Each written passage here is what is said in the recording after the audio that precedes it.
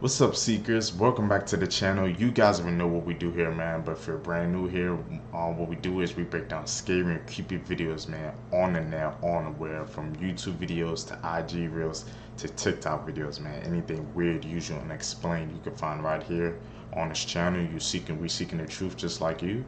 That's why you found us, man. I just want to thank the seekers, man, who's been tapping in with the channel, who's been subbing up. Really appreciate that, man. Found this video for you guys today, man. Let's check it out.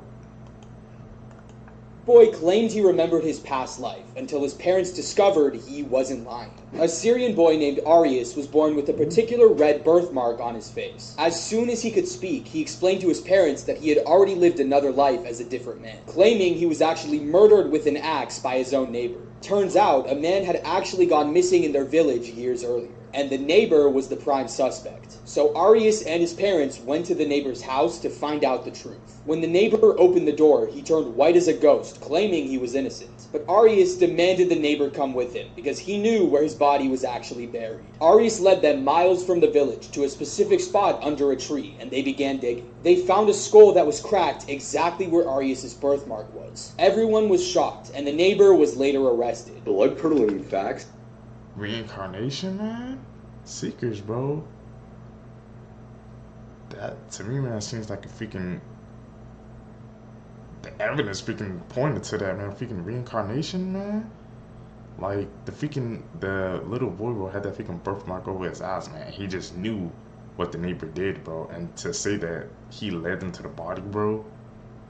Like, there's no way he could have known that, man. He just said, like, he felt something in the spirit, bro, and it took him there. The freaking neighbor got a darker secret was revealed, bro. Reincarnation, seekers? You guys believe in that? Interesting. That you wish you never knew. A mother named Heather Pingle died after saving her 4-year-old son from a pit bull. During the fight, she was able to wrap a cord around the dog and strangle it, but not before losing both of her arms and a significant amount of blood. In 1992, a 79-year-old woman purchased a McDonald's coffee, but accidentally spilled it on her lap and suffered third-degree burns. She ended up suing the company, arguing the temperature was far too high, and ended up winning $3 million. This video shows the last living polio survivor from the 1950s, Paul Alexander. He still uses his iron lung all day, every day. There are spiders that capture bats and large birds and eat their living bodies. Llama spit is actually projectile vomit. Being the second most fragile organ in your body, a single punch can completely rupture your liver. A study conducted over several years found that the TSA failed to catch 95% of guns, drugs, and other illegal paraphernalia going through airports. This is the scary What the hell? That last line, seekers, bro. Really puts things in perspective. That's like their main job. That's their duty, bro. And to hear that they failed to capture like 95% of that, bro. You wonder why, man. How come that hasn't been on like the mainstream news or something like that? Seekers, man. Like I said, man, we watch these videos, bro. We seeking the truth, man, and it just gets more evident, man. With each and every video we review, bro. You would think that would be like a freaking way bigger case, man. The main news and stuff would hear about that, but no. That's why you gotta tap in with us, man. We find the truth out here. Truth about iPhones. iPhones actually listen to everything that you say. And it's pretty creepy. This is why if you're ever talking about something with your friends, then suddenly whatever you were talking about comes up on your timeline hours later, well, that's because your iPhone is listening to you. Next, your iPhone tracks you everywhere you go. This is how the iPhone knows how long it takes to get to places from where you are. If you want proof, go to your settings and then hit privacy, then click location services at the top, and it will most likely say on. It's pretty creepy that they can hear and track everything we do, and I mean everything, because who doesn't have their phone on them nowadays? This 12-year-old made a murder. That iPhone fact, bro. It's pretty creepy, man. And I've had noticed it has been like some coincidence, man, when we talk about something, bro, and you're just like scrolling through, man, you're searching up something on your phone and it just pops up. I've always wondered about that, seekers, and I'm guessing now we finally got the answer, bro. And that they're tracking us as well, bro. Shoot, I'm gonna have to freaking turn off my freaking tracking, man, because you know I got an iPhone as well. So, bro, this information we're learning, bro. It's crazy, man, that they can just get away with that, bro. They tracking us, man. Murder pact with someone she met online. This is 12-year-old Emma Brown, and she had plotted to kill her entire family and pets. She made this murder pact with another 12-year-old girl from Lufkin, Texas. The plan was that after the killings, Emma was going to drive to pick up the other 12-year-old, and they were going to drive to Georgia together. On September 20th of 2022, Emma had shot her father in the abdomen at their home in Poolville, Texas, which is about 30 miles from Fort Worth. Emma was about to take the family car when she ended up shooting herself in the head, and she died in the hospital 2 days later. Emma's father was released from the hospital, and he has made a full recovery. The district attorney office has confirmed that the second girl, who has not been identified, has been charged with conspiracy to commit murder. Actually, Moore That isn't a young. bush baby. That's a bush baby, but since you mentioned it, here's what Madagascar would look like if all the lemurs were scientifically accurate. Moore is a mouse lemur and the smallest of them all, and at 1.1 ounces, most of them ain't even in the weight class of a pencil. Not to mention they have the smallest brain of any primate, weighing about a paperclip. Yes, a paperclip. I defy the metric system, and that's on America. Maurice is an eye. As you can see, they took creative liberties with him, mostly because if they didn't, he'd be flipping off the entire cast for the whole runtime. Eyes use that middle finger to scoop out grubs and secure extra protein. It also makes it one of the few animals on the planet able to give itself a COVID test. Also, according to urban legend, if an eye flipped you off, you'd be at God's door the next business day like an afterlife Amazon package. Yeah, his design was for the best. King Julian is a ringtail. Heavy quotes on the king, because ringtails are female dominated, where lady lemurs will flex on males any chance they get. As in, they'll dominate them, straight up snatch food from males, just for the feminism of it all. So that's either a false king or a drag queen. Also, they smell so offensive, they deadass weaponize it. And yeah, that's a pun, because that's exactly what they smell like. They'll really throw a stink bomb if they feel another lemur's in their business. The more you know. Also, Fusa are real. What? Those lemur facts, man, based on the Madagascar show. Crazy, man. I used to watch the show when I was a kid.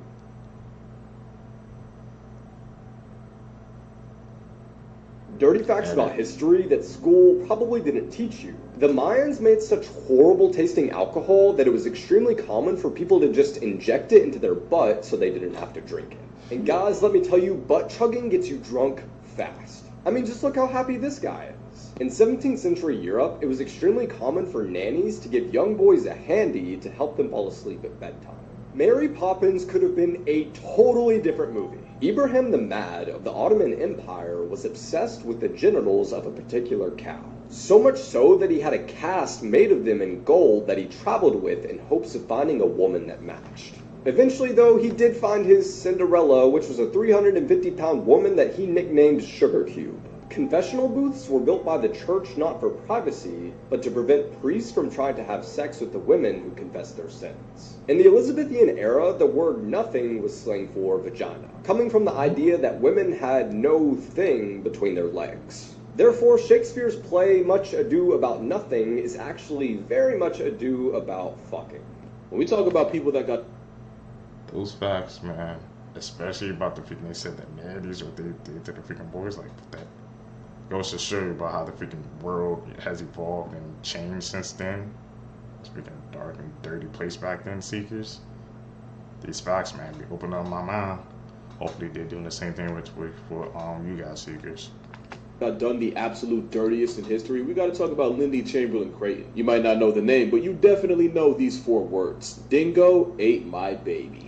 Now, because let's actually talk about how messed up this was. So this family goes to Ayers Rock with their 9-week-old Azaria. Then Azaria disappeared with parents Lindy and Michael obviously reporting it, with Lindy saying that a dingo had dragged her out of the tent. That's a dingo, by the way. Officials searched for her, and the only trace of her they could find was a bloody jumpsuit, which would make sense because, you know, dingo, which the coroner originally agreed with. But here's where the story of a baby getting buried by dogs somehow gets darker. A different coroner was involved, and they said that someone had purposely cut up the jumpsuit after they, life retired Azaria, which I thought they settled because, dingo. Courts ended up finding Lindy guilty in the very first degree of Casey Anthonying her own daughter and then trying to stage it as a dingo attack. And you know the courts were on one because one of the pieces of evidence was blood in her car that ended up not even being blood. Trial basically got the TMZ treatment, and public opinion had convicted her before she even got to court. They even tried saying she was guilty because she didn't grieve enough. Like you don't look sad enough, so you definitely murked your baby, right? So Lindy got life in prison and Michael was charged as an accessory. Even had to give birth in prison. Except 4 years later, some dude fell to his finale, and while looking for him, they found Azaria's missing jacket right by a den of, I don't even need to say it. Really long story short, but Lindy ended up being exonerated, but Dingo Ate My Baby would get memed to death. So imagine your baby gets turned into a chew toy, people blame you for it, they say you're guilty because you're not sad enough. Whole time Dingo really did eat your baby, just for it all to end up being a punchline.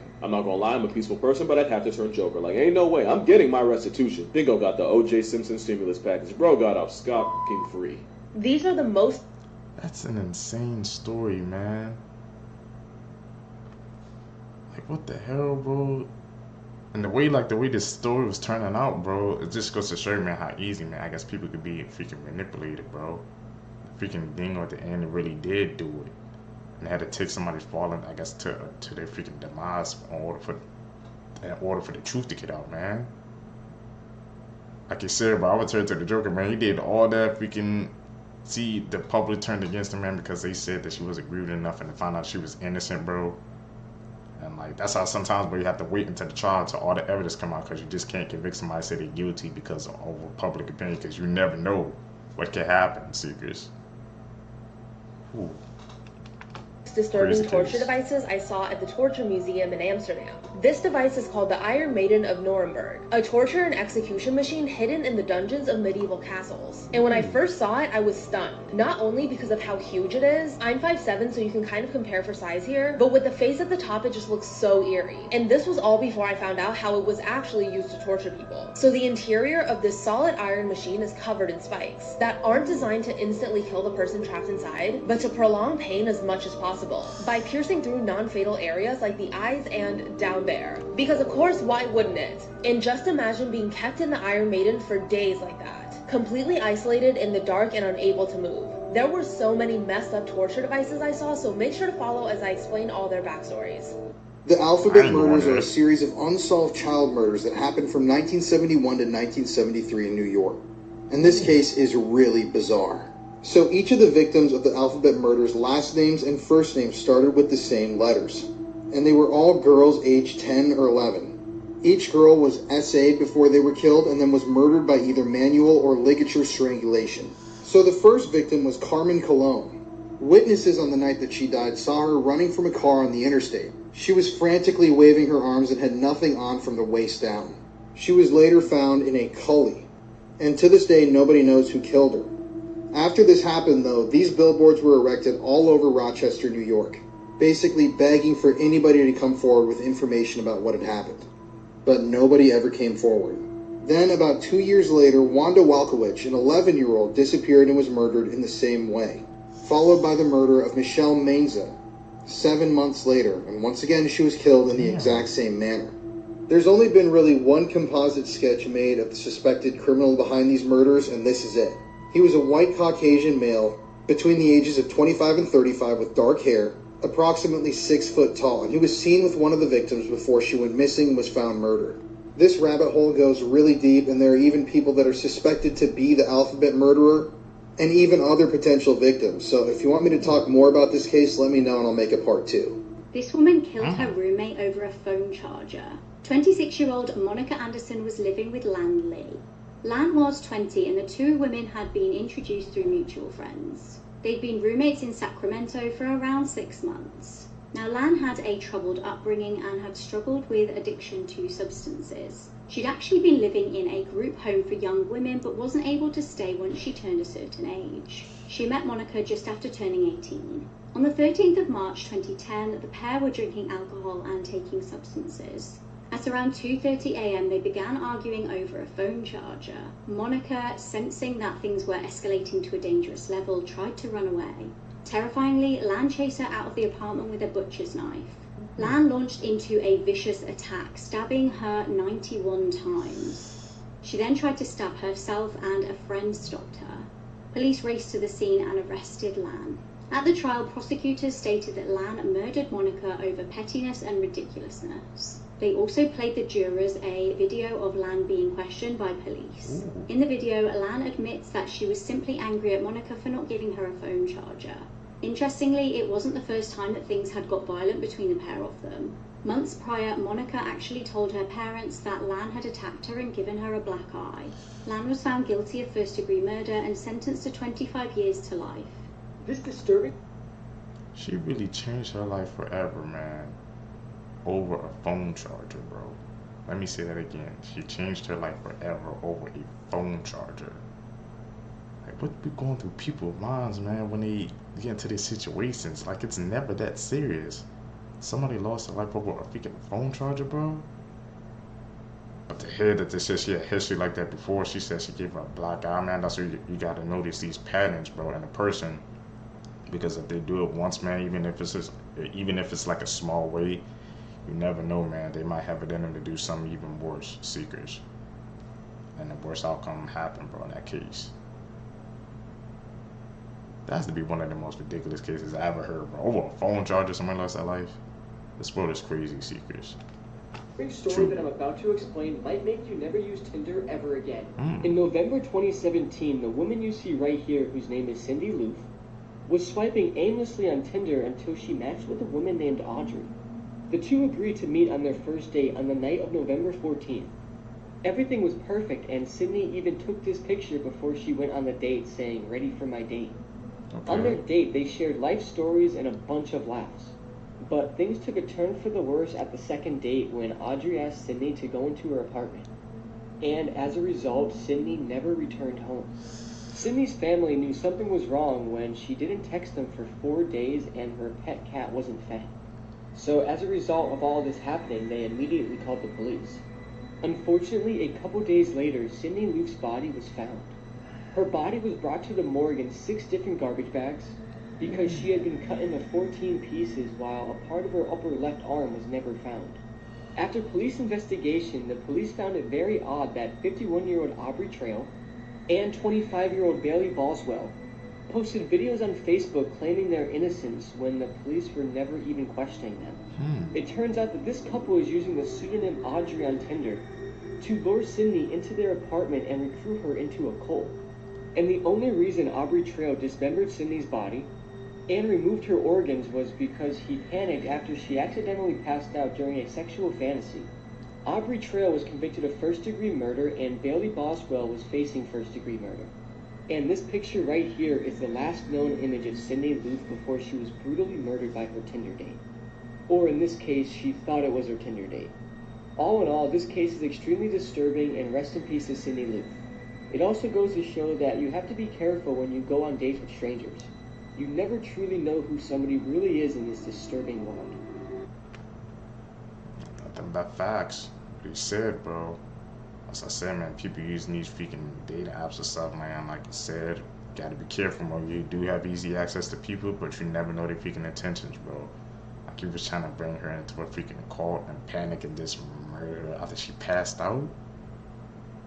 After the second day as well, man. That's what I say. Like, if you gotta meet up, bro, you got to do something in a public place. So I don't recommend going to apartments and stuff because you never know what can happen, man. Because that's you're in their territory, bro. And that's not a safe place, man. Especially if you're not familiar with them. I couldn't do that. You gotta meet someone public because that you just don't want nothing bad to happen, seekers. Tell me if you guys have had any weird or bad Tinder dates.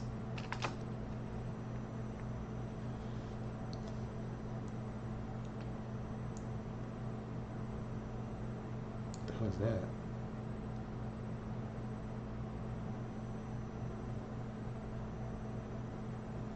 Good morning. A judge has ruled that Donald Trump can be prosecuted for his alleged crimes committed on January 6th. Trump was trying to prove that the president has absolute immunity from criminal prosecution for anything he does while he's in office. And a judge has now said, of course, that's not true. No matter what office you hold or who you are, you'll be held accountable for any potential criminal activity. You're at least entitled to a trial to prove your innocence. I didn't know that. You're telling me now for the first time. Now he's going to appeal this to the Supreme Court, but we should have a decision pretty soon that clarifies that the president is not immune from criminal prosecution if he commits crimes while in office. But speaking of things that elderly men from New York didn't know were illegal, you can't paint squirrels red and release them into the wild. A man in New York was just recently caught red-handed trapping squirrels in his yard, spray painting them red, and then releasing them at a park nearby. He says he did this because he wanted to see which squirrels were making it back into his yard. He has been arrested and charged with animal cruelty, illegal trapping, illegal releasing. But apparently trapping and painting squirrels is a bigger problem than we would have ever thought, because a lot of people on the radio were calling in this morning to say they do it or men in their family have done it. I'm going to be driving to Penn State for the next couple hours, so please leave your thoughts on the Trump verdict and on the red squirrels. I'd love to read them when I get there. A 16-year-old...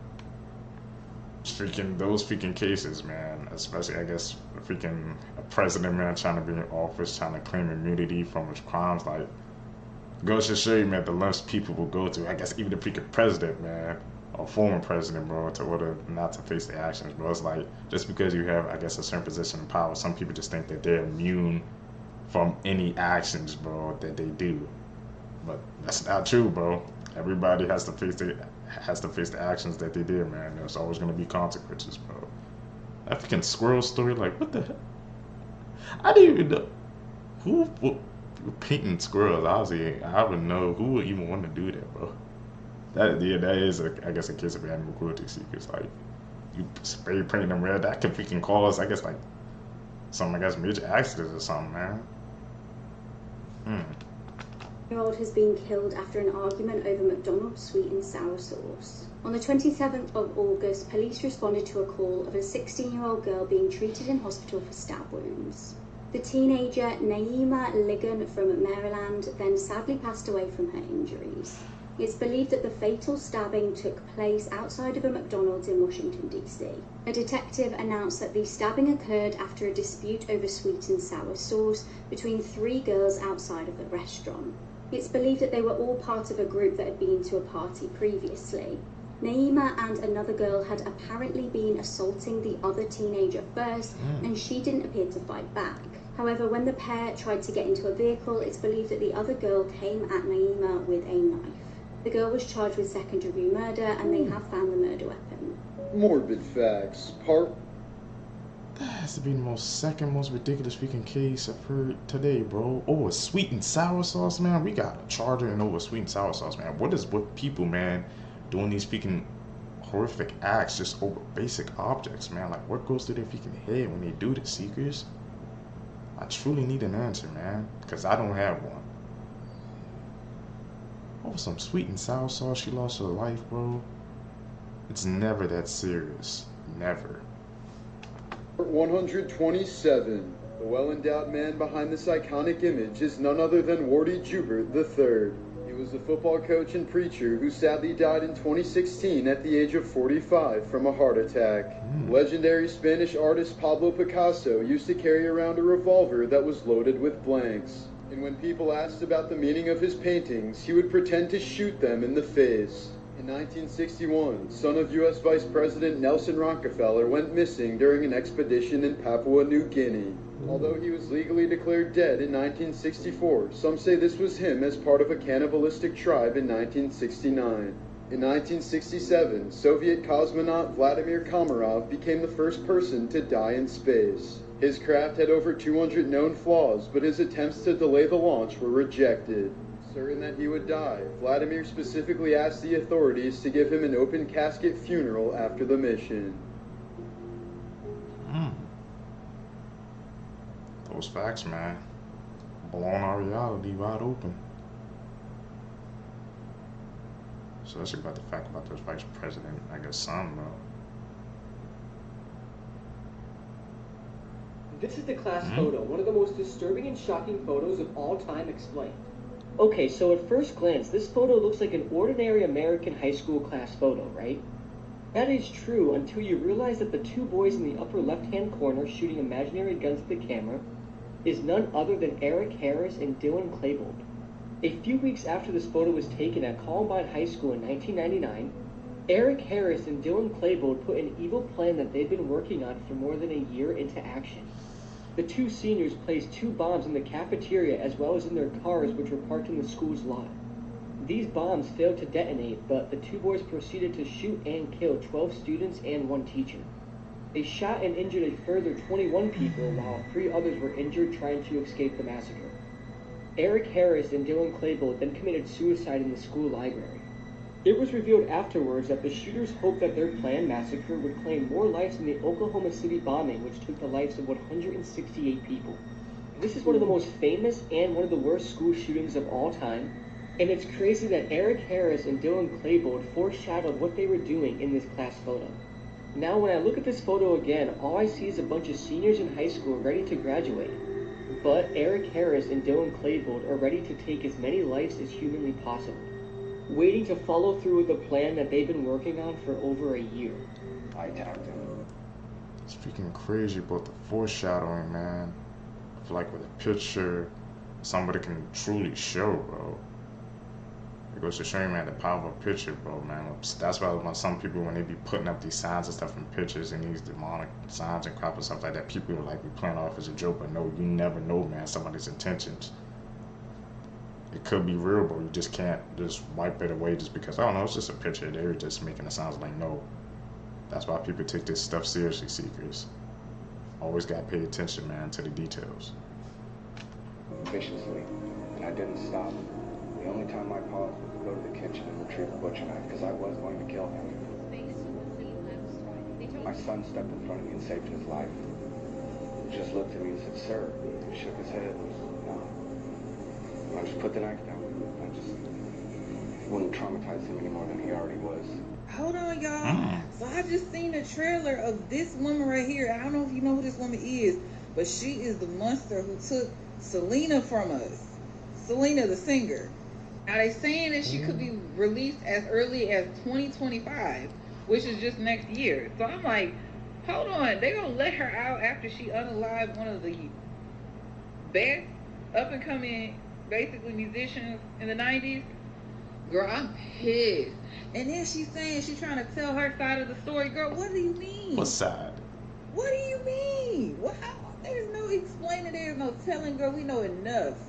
We know you were jealous of Selena, and you cold-bloodedly premeditated and took the life of Selena, knowing she was more successful than you.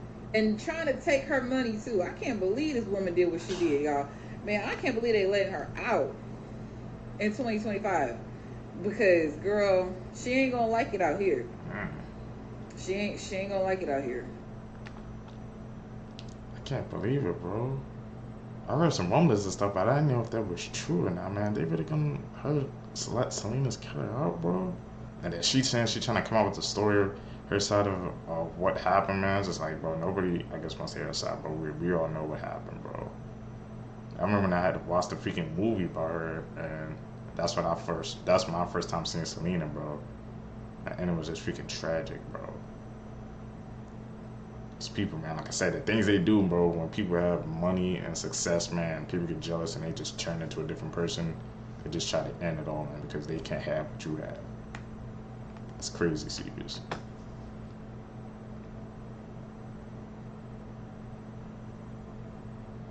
Edit.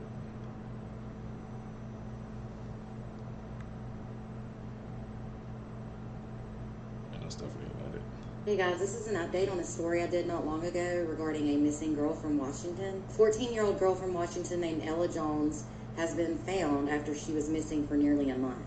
She was found hundreds of miles away from her home in Michigan today on February 1st, Thursday. Investigators were able to track the suspect down that she was with, who was also an SEX offender, by tracking rideshare services. They were able to check local rideshare history after they found out Ella might have left her home with a rideshare vehicle on January 5th, which is the night she disappeared. It was stated Mount Vernon, which is where she's from, has limited rideshare services, so that's how they were able to easily track down which vehicle she took. They were able to identify the suspect, which was 30-year-old Keith Freakson.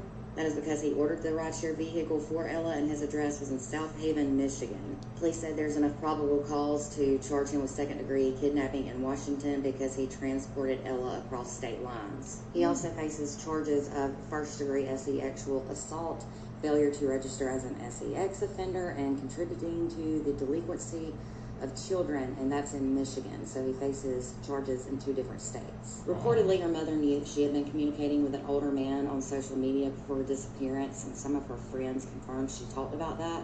Washington detectives contacted the local sheriff's office where Keith is from in Michigan, and they went to his property and took him into custody. It was stated the girl's parents were elated with this news, and I can imagine because so many stories of abductions and kidnappings do not go this way. Police are continuing to investigate this case. A group of psychologists. Well, you always gotta be aware, I guess, of who you talking to on social medias, man. Especially if kids involved, bro. They just can be easily freaking manipulated and know what happened. Thankfully, nothing happened to her, bro. They got her back, but caught it just in time. But not everybody's that lucky, seekers. Not everybody's that lucky, man. Just studied 400 different movies to find the most realistic psychopath. And the winner was Anton Chigurh from No Country for Old Men. They said that he appears to be effectively invulnerable to any form of humanity or emotion. Popular characters Hannibal Lecter and Patrick Bateman didn't even make the top 25. The actor who played Danny in The Shining didn't know it was a horror movie until after he was done with filming. He was led to believe that he was just filming a drama movie about a family that lives in a hotel. This was the original design for Voldemort, which many find far more terrifying than what they went with. The woman who voiced the demon Pazuzu in The Exorcist had a son who killed his entire family. He then proceeded to shoot himself in both temples simultaneously, and he did all of this while wearing a Freddy Krueger mask. While filming Poltergeist, the clown doll nearly killed Robbie Freeling when an animatronic error caused its arm to tighten around his neck. When the actor started gesturing that he couldn't breathe, Steven Spielberg thought he was just improv acting. Dirty diapers, lots of dirty diapers. Baby bottles with maggots in them. It was bad. It was really dark. Very hot. A lot of wax built up in her ears so that we couldn't see her eardrums.